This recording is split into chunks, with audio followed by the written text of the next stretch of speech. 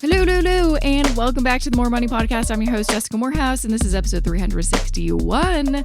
Welcome back to the show. Welcome back. Hopefully you were able to join me last Wednesday when I hosted that virtual event through National Bank. I'm not sure if they're doing a replay, no clue, but hopefully you were there to witness all of me in my glory. I honestly have not done an in-person, even though it was like hosted or put out into the world virtually. I haven't been to an event or done a speaking engagement rather where I was there in person. Everything has been literally from my home computer, laptop. I did one last year, but it was on a stage and similarly, projected to a bunch of audience members virtually. And that was actually really intimidating because I hadn't been on a stage at that point. It'd been years, like 2-ish years. So it was really exciting to get back on the trolley, the horse. What's the saying? I can't remember. It was exciting to do it again anyway. So hopefully you joined me. But joining me today for this episode is Huston Loke. He is the Executive Vice President of Market Conduct at the Financial Services Regulatory Authority of Ontario, or FSRA, if you want to. You can find more information about FSRA at fsrao.ca, and I will include a bunch of links and resources in the show notes for this episode afterwards. But again, you can find it at jessicamorehouse.com/361 or go to jessicamorehouse.com/podcast. But a little bit more about Huston. So in his role as EVP of Market Conduct at FSRA, among other things, he helps to protect consumers getting a mortgage, buying life insurance, and of course, working with financial planners and financial advisors. So in case you don't know, the Financial Services Regulatory Authority of Ontario was launched in 2019, but has already made some significant progress in a number of areas, and we will kind of touch on these in this episode, but just to give you an idea, they have made some progress in restricting the use of the financial planner, financial advisor title, which we see all the time in the news. Who is and isn't qualified or not qualified. Also enhancing the education and experience requirements for mortgage brokers to better protect consumers, and enhancing the supervision of life insurance agents to help ensure consumers are treated fairly. So really making sure that the consumers are not, getting swindled or getting bad advice, or,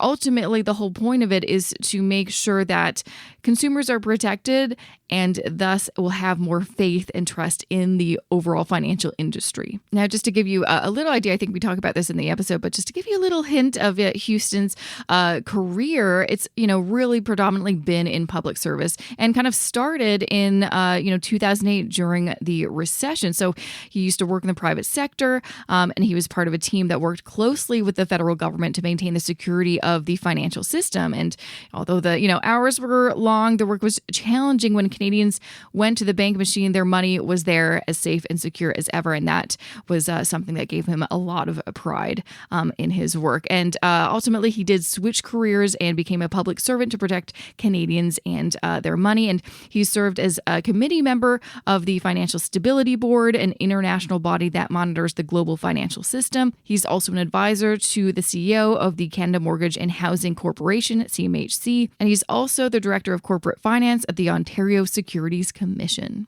So you're going to learn a lot in this episode about how the financial system in Canada works. So let's get to it. Let's get to that interview with Huston. Welcome, Huston, to the More Money Podcast. I'm thrilled to have you on the show. Jessica, it's wonderful to be here. Thank you for having me. You're so welcome. You're so welcome. So I'm very excited to have you on the show because I feel like we're going to answer a lot of people's questions that I have been getting year in and year out. And that's really to do with who can we trust in the financial industry? How are things regulated? What are some things that we should know as consumers or clients when we want to hire someone in the financial industry to help us with our money? But before we dive in, because I know we have a lot of great things to talk about, you have a really interesting career. You started in the private sector, now in the public sector. Do you want to kind of share, what kind of propelled you into your current role, which is the Executive Vice President of Market Conduct at the Financial Services Regulatory Authority of Ontario, FSRA. I know in part of your bio that was sent to me, you mentioned that the 2008 recession had a really big impact on you. Do you want to kind of share? Sure. I have had a background where I've worked at other regulators. So I was Director of Corporate Finance at the Ontario Securities Commission, which is, of course, charged with overseeing capital markets, including all public companies that are headquartered in Ontario. Before that, I spent some time at the Canada Mortgage and Housing Corporation. That's the mortgage insurer that is guaranteed by the Government of Canada. And before that, I was president of the rating agency DBRS, where we assigned credit ratings for corporates, for governments, and for structured products. And what I noticed was behind every investment decision, there are large companies. There are big risks to benefit from, and also that can sometimes cause peril. But behind many of those decisions, there are individuals, there are families, there are businesses that rely on financial services. And so that's why many of us at FSRA are here. And what we do is we protect consumers. We help them in terms of some of the biggest decisions in their lives. That's amazing. So I'm curious, though, what for you personally, kind of propelled you into this role, what you do? Was there anything that happened to you that you're like, I want to make sure that I'm kind of part of the solution? I think that there is a huge role that can be played by regulators that ends up helping consumers. And I really saw a lot of that in action during the financial crisis, because what happened very effectively in Canada was that there was an ongoing dialogue between the private sector and between the official sector to try to make the best of things for Canadians. I saw that in action, and hopefully now those of us who are at FSRA and at other regulators can do their very best to ensure that consumer needs and interests are adequately met. Mm-hmm. So let's kind of talk a little bit more specifically about the Financial Services Regulatory Authority of Ontario, FSRA. I'm just going to call it FSRA right now because that's a mouthful. What does FSRA specifically do? And you already mentioned that there's a ton of other regulators. I think most Canadians have no idea that these organizations exist, but they all have very different functions. But let's, first discuss what does FSRA do exactly? Let's take a step back and let's pretend that there is an ordinary Canadian that is out there trying to protect themselves, right? And they have a house and they've got a car, and their house probably has a mortgage, and their car needs insurance because that's required by the law. And they may have an account at a credit union, and they may have a workplace that has a pension plan that's in Ontario. All of those activities have a component where regulation is important. So FSRA oversees insurance companies, credit unions, mortgage brokers, pension plan administrators in the province of Ontario. And what we do is we promote high standards of business conduct. We want to foster a sustainable, competitive financial services sector. We want to respond to market changes quickly. We want to promote good administration of insurance and pension plans, and we want to encourage innovation. And when we think that when you put those things together, that we end up with a better informed and better protected consumer. So you said this is just for Ontario. I'm assuming there's other regulators for other provinces in Canada. So it's not just Ontario's, protecting you, but, it's the Wild West in the rest of the country.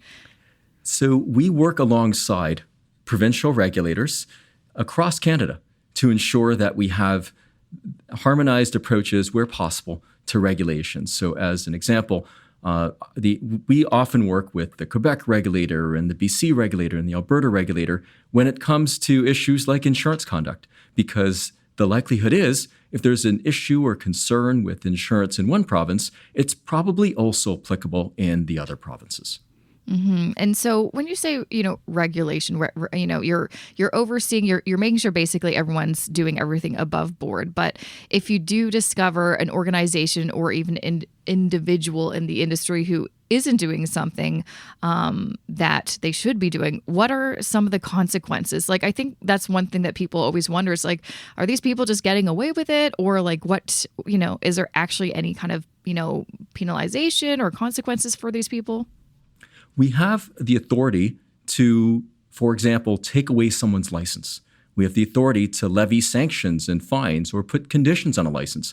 And that's really important because without a license, that individual cannot earn a living in that business. For example, if there's someone who is selling a product and it's inappropriate and we receive a complaint and we investigate, we may determine that they've broken the law. And with that evidence, we can actually say that we propose to take away your license. Now, they will have an ability to say that they want to be heard in front of a court. But that said, that proceeding will be public and there will be visibility around what's happening. So you mentioned, what happens when someone experiences a loss or when there's a problem. But one of the things that regulators do is if you take a big step back and you start at the beginning, you say, one would say to oneself, what's the best way to hire a professional or get an agent or get a broker who can help me with my financial situation? How can I do that with confidence? And one way to do that is to look at the information that's available on that individual. And you can do that, for example, at the FSRA website. If you're looking for someone who sells you insurance or someone who is a mortgage broker, you can look up the information that we have on that individual and determine if they're licensed and if they've got any sanctions.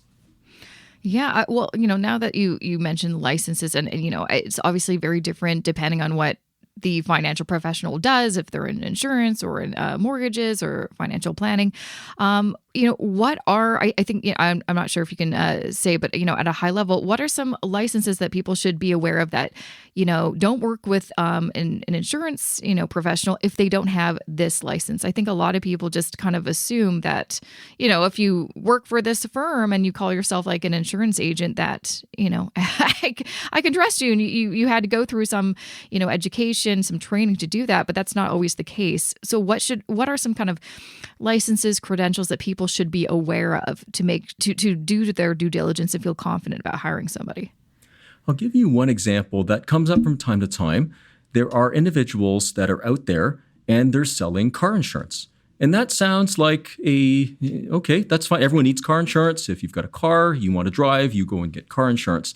But we receive complaints about individuals or we find out about people that are selling car insurance and they're not licensed. They don't actually have a valid policy to sell. And the really unfortunate part is that if these individuals who are buying so-called insurance, if they get into an accident or if they get stopped by the police, they actually don't have valid insurance. And then they're subject to all the financial peril as well as, potential issues with the police if you're not validly insured. And I'll go on further. There are a couple of other areas. So, for example, in mortgage brokering, right now, it's a pretty complicated time to be a homeowner. Interest rates have really gone up. There are new rules that are in place. There's a stress test that has to apply before you can qualify for a mortgage. If individuals are looking for a broker who is experienced, who can help them make what is for many the largest financial decision of their life, then we'd recommend that they take a look at our website, look up the name of that mortgage agent or broker, and just make sure they don't have any sanctions pending and that they're actually licensed. Mm-hmm. Well, yeah, I think that's important to take note of, not only to find out if they're licensed, but is there anything on their record right now? Because, I think I've actually done that for a few individuals that I've, heard about, who work in the industry, and I looked them up, and there's a couple times that there was actually, some complaints about them. And unless you looked it up, it probably wouldn't have appeared because obviously they're trying to do their best to try to hide that information. So it's really important. But going back to, there's so many different financial professionals throughout Canada, but, in different kind of segments of the financial industry and lots of different titles. And it gets confusing. Even with mortgages, you hear the term mortgage specialist, mortgage broker, mortgage agent. And that can be confusing because you're like, I don't know, I just want a mortgage. Who should I hire? And is one better than the other? Is one more trustworthy? Is one more biased or unbiased? It can be overwhelming. Is there anything that you can kind of say when you are looking for a financial professional to better understand all the different titles? Because they sound the same, but they're not the same. Let's stick with the mortgage example you've brought up because it's just so relevant today. You pick up the newspaper and every day there's an article about housing and mortgages. And if you look at the various the titles that people use, so for example, a mortgage specialist typically works for a financial institution and can help you shop for a mortgage based on what that financial institution has available. A mortgage broker or a mortgage agent often has relationships with multiple mortgage providers, and whereas mortgage specialists are not licensed by FSRA, a mortgage broker or a mortgage agent is. So many people come and tell us that if they wish to have choice and they wish to have someone essentially help them, walk them through the process of getting into a mortgage. Who should I borrow from? What term should I choose? Should I go fixed or floating? What is an appropriate, do I need mortgage portability? All of these questions can be asked of an appropriately qualified mortgage broker or agent, and we license those professionals. And so that is again on our website, and I really encourage consumers to take a look at those materials because often we enter into these decisions without necessarily being an expert at getting a mortgage or an expert at buying life insurance. These are complicated products that will be with us a long time. And I would suggest that you really want to have advisors around you who are qualified, licensed, and trained to guide you through that. Mm-hmm. And I guess the same would be for the insurance industry. Similarly, there's lots of different titles. And, it's sometimes hard to discern. It's like, okay, there's an insurance agent or broker and then insurance specialist. But I guess it's kind of the same situation where, insurance specialist would be someone who works for a particular financial institution, can only sell you that financial institution's insurance products, whereas a broker can do shopping around because they have, relationships with a lot of different lenders. And when it comes to, for example, auto insurance, one thing that we do say is if people are unhappy with their rate, then they should consider, do I need to shop around? Do I need to speak to a broker? Similarly, if you're looking to buy life insurance, it is different companies offer different things. They've got different products. And so a life insurance agent may be able to walk you through that and give you some choices as to what fits the needs of your family and yourself. Mm-hmm. Now, I want to talk more about the financial planning side of things, because that's like a discussion I feel like I've been having for a very long time. And there's so much confusion about those titles because there's a million titles, I swear. They keep on coming out with new ones. But the biggest one I feel like is financial advisor versus financial planner. And now there's been a recent change. Now, this is just specifically with Ontario, but, hopefully we'll see a lot of changes. And I know Quebec currently is the only province that, requires you can only call yourself a financial planner if you do have these certain credentials, like being a CFP. But in Ontario, we're kind of moving a little bit more forward, I think, being a little bit more strict, because prior anyone could call themselves a financial planner and advisor, which was something always that concerned me. I mean, even to in the broader kind of industry, anyone can call themselves a money coach or a financial coach or whatever. And I mean, you don't know if they have any, training or anything like that. But do you want to kind of discuss what are some of these new changes that are occurring to really make it, protect the consumer more so they know who they're working with and what kind of credentials these people actually have? I'm so glad you brought this up because this is a matter that's really important to people. When you speak to a financial advisor, this is someone that you're going to be, sharing personal information about, whether it's your financial situation and your goals and your income, all of those things. And you're going to want to be able to trust the individual in question. So we have introduced for the first time a regime that requires that anyone using the titles financial planner or financial advisor, all those individuals have to meet certain minimum standards for proficiency, continuing education, and ongoing accountability And that was as of March of 2022. And there are really two sets of standards. Let's start with financial planners. On the financial planner side, that individual needs to have proficiency not only on the investment side, but has to know something about taxes, about estate planning, and other items that are going to be really relevant for someone who's setting out a financial plan for themselves and for their family. The financial advisor side doesn't include as much in terms of tax and estate planning and so on, but does have minimum standards for proficiency on investments, on asset allocation, and on things like time horizon for investment. And of course, in both cases, we want to see that whichever credentialing body is assigning those titles, we want to see a code of conduct that requires that those credential holders put the interests of their client first. Mm-hmm. And I think that's, so important. But I think even just really laying out what is the difference between advisor and planner is so helpful, because I think often we, are just attuned to doing kind of what our parents do, go to the bank, use an advisor.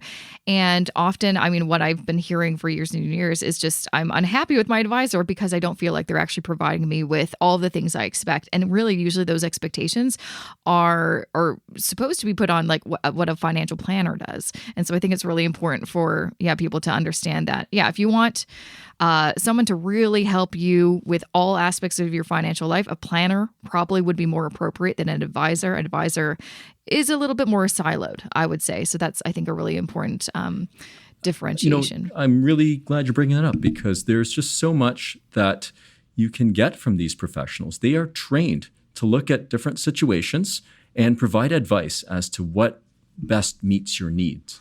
So when it comes to an individual, I would just encourage that your listeners to take a look and determine what proficiency do these professionals have? What is their training? Who has provided the credential? Who are they licensed or registered with? And once you find the right individual, provide that information so they can make a good assessment as to what your needs are. And don't be shy, because these individuals need to know about your situation in order to help you meet your goals. Mm-hmm. Now, we kind of touched on this at the beginning of the episode, but when you are, a customer or a client, you're working with a financial professional and you feel like, they're not actually doing what they promised, or they did not explain this to me and I made a bad judgment, I made a bad call. What are some things that people can do to put in a complaint or to get their voice heard? Because I feel like often people work with a professional, they're unhappy with the service, or they feel like they misunderstood, or that something wasn't, it just doesn't seem like this is what I signed up for. And they feel like they're kind of powerless. They don't have a voice. If someone wants to, put in a complaint, how would that go about? I think most people have no idea who to even speak to. So as the regulator for insurance agents and mortgage brokers, if there are concerns about conduct for either of those professions, customers are welcome to submit a complaint to FSRA, and we will follow up. We will ask for details, and if appropriate, we'll open a file and investigate what happened. And we want to advocate for consumers to make sure that they have the best information available, and then we'll come to determination as to whether or not that there has been a breach. If we can, but one thing that maybe we forget is we can also protect ourselves. So it's often pretty difficult. If someone has run away with your money, it's pretty difficult to sort of chase after them and get it back. What we need to do is understand when there are red flags. For example, if someone's not licensed, that's a red flag. We have all sorts of notices on our website about so-and-so is not a licensed individual. Do not use them as a mortgage broker. Mm-hmm. We also, there are also templates and sample questions that people might want to ask when they're dealing with someone. One interesting poll that FSRA conducted recently showed that almost 4 in 10 people researched their last vacation longer than their mortgage.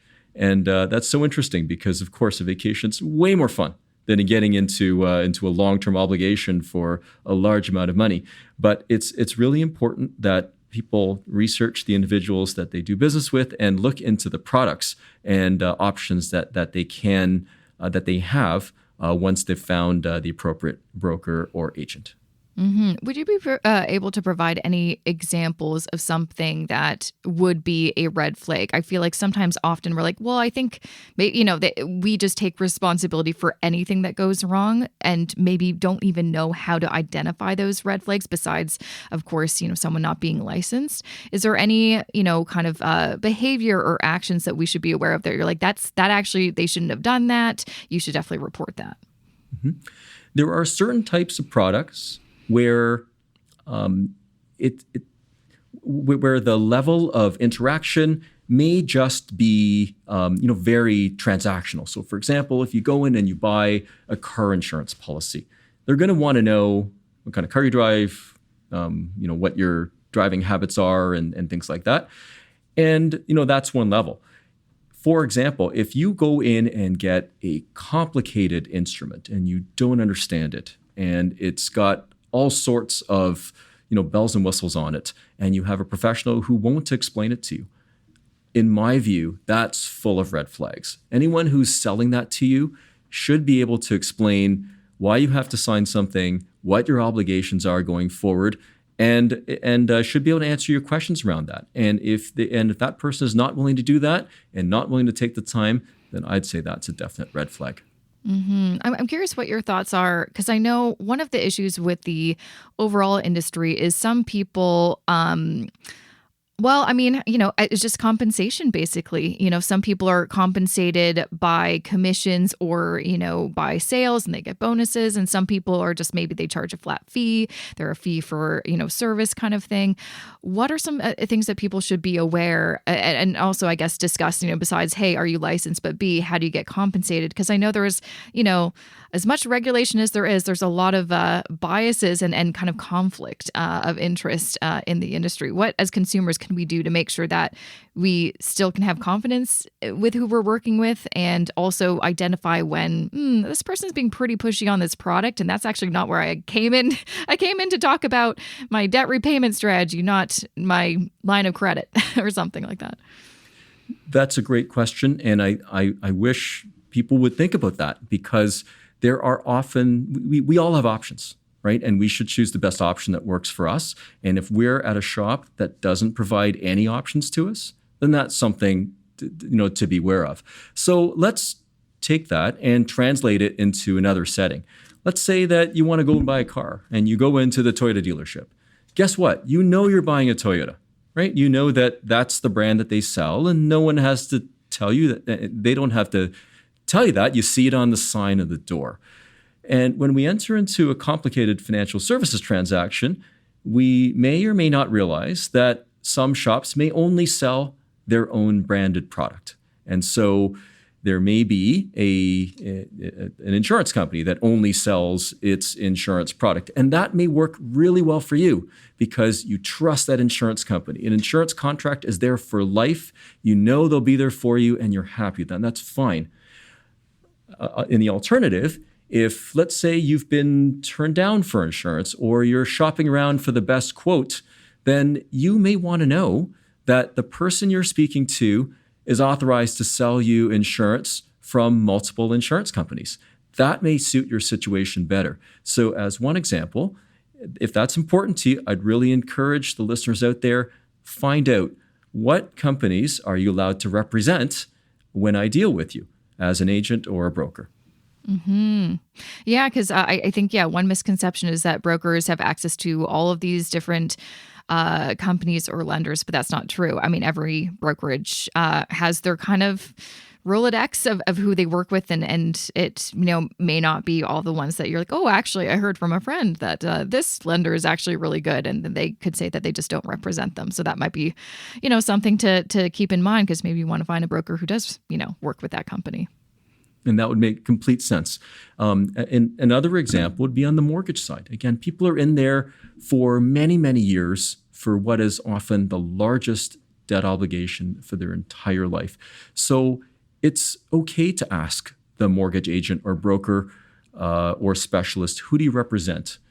What lenders do you represent? And what choices do I have? That's a very fair question.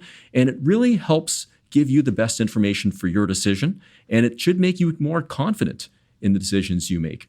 One thing about regulation that's interesting is that we seek to create a fair environment for consumers to shop for services.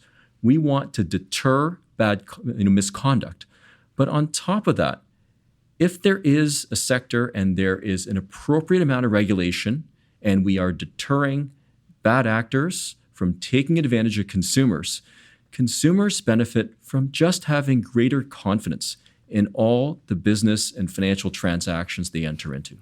Mm-hmm. But it does kind of sound like ultimately we're still in a situation where, as much as it's great to have these, organizations like FSRA that are kind of overseeing and making sure, there's no bad actors or deterring bad actors. Ultimately, kind of like everything in life, we have to be our own advocates. We have to do our own due diligence. We have to educate ourselves so we can identify those red flags or that misinformation or just feel like, one thing I hear often from people is they go in and sit down with their advisor and they have no idea what they're talking about. And unfortunately, most of these advisors will not take the time to explain everything. They should, but most of them have, they have another client or they are pressured to sell you this portfolio or what have you. And so the best thing that, you can do, and this is, what I talk about nonstop on the podcast, is arm yourself with information. That is the best way to protect yourself. And like you've kind of mentioned, you've got some great resources on the FSRA website. Do you want to kind of share what are some things that people can look out for if they do want to go to the website, some resources that might be able to give them more confidence and know what to look out for?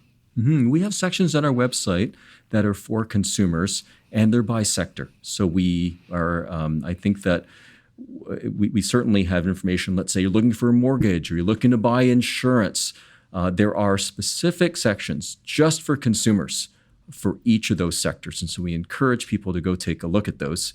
And just remembering one thing you said earlier on, which is about, planners, financial planners. If people are concerned about having potentially less than independent recommendations, there is an option to go and hire a fee-only financial planner, someone who actually doesn't sell any particular investments, but can just recommend what it is that you look to, and then you make a decision afterwards. Of course, not everyone loves having that additional expense, but it is an option. And for many other people who don't wish to get a fee-only planner, there should be financial advisors and financial planners out there that will be willing to answer your questions about, is this right for me? Explain why this is right for me given my situation. Mm-hmm. Absolutely. Well, thank you so much for coming on the show and really, discussing, I think, a really important thing of in personal finance, which isn't discussed nearly enough, which is the financial industry, how it works, and our kind of role in it as consumers, and how to protect ourselves so we can continue to hopefully, have some trust and confidence in the industry so it doesn't all collapse. And then also how to, make sure that we're getting what we need. And if we're not, then there's definitely a way to voice our concerns and hopefully, if there are any bad apples out there, then, get them out of the industry because it's not helping anybody. So is there anything else you'd like to share that you want listeners to know before I let you go? Well, we encourage listeners to go take a look at the website. Make sure that the professionals you deal with are licensed appropriately, and don't be afraid to ask questions. This is all about you as a consumer, as an investor, and you want to make sure that they're taking care of your interests. Jessica, it's my pleasure to be here, and thanks so much for having me. Thank you for coming on the show. It was a pleasure. And that was episode 361 with Huston Loke. I'm going to kind of share some websites and resources where you can find more information about FSRA and everything that they do. So first, you can go to the website fsrao.ca. You can also follow them on Twitter at FSRA_news. And of course, they are also online on LinkedIn, Facebook, and TikTok. TikTok, y'all. TikTok. Good for them. So I will include all of these links. Also, some other resources. There's a few news releases that I think are important that you should be aware of about, the mortgage industry and investment advisors and things like that. So I'm going to include those in the show notes for this episode. Just go to jessicamorehouse.com/361. And again, if you ever got lost, just go to jessicamorehouse.com/podcast. Or if you really can't find it, I had this happen just a few weeks ago. You can email me if you're like, hey, you did this episode with this person. I can't remember their name, but it was on this topic. I'm telling you, I'll tell you. I mean, I don't want a bunch of those emails, but if you really can't find it, shoot me over. I'll probably know the episode number. Now, as for next week, I've got a repeat guest coming back on the show. I've got Allison Bakerly on the show next week. You may remember her from a few years ago. She was on episode 291 to talk about how budgeting is a form of self-care. That was back in July 2021, y'all. Oh my gosh. Where's the time go? And she is back because she has a book. She has a book called Money Made Easy. And I loved having her on the show. She's such a positive person. It just makes you feel good. And I'm so excited that she has a book now. And so she's come on the show to talk about her book and some of the amazing advice and stories that are in there. So you're not going to want to miss it, y'all. Not gonna want to miss it. I'm not sure why I'm saying y'all. I just like it. I wish I could, I don't know if I can get away with it because I'm in Toronto. No one says y'all, but it's just such a nice thing to say. It's just fun. It's just nice. And sometimes it's a great way to end a sentence. I may or may not continue using it, but just thought I'd put that out there. But with that, since Allison does have a book coming out, just a reminder, I do have my book giveaway. In case you don't know, jessicamorehouse.com/contest is where you can find some of the books I'm currently giving away. I will be giving away her book and putting that up there next week. So take a look at that. Also, if you're relatively new to the show or you just need a reminder, because, some of what we'll be talking about next week is budgeting. I do have a bunch of budget spreadsheets on my website available. I worked really hard on them. They've been honestly years in the development and they're amazing. I use it myself for my own personal finances. So that's why I know they're great, but also the feedback and the reviews. But you can check it out at jessicamorehouse.com/shop. There is a budget spreadsheet for any financial situation that exists, I promise you. If, both of you and your partner are self-employed, got a spreadsheet for that. If both of you, are employees, got a spreadsheet for that. If one of you has a side hustle and one of you is an employee, got a spreadsheet for that. There's no, nothing I didn't cover. So make sure to check it out, jessicamorehouse.com/shop.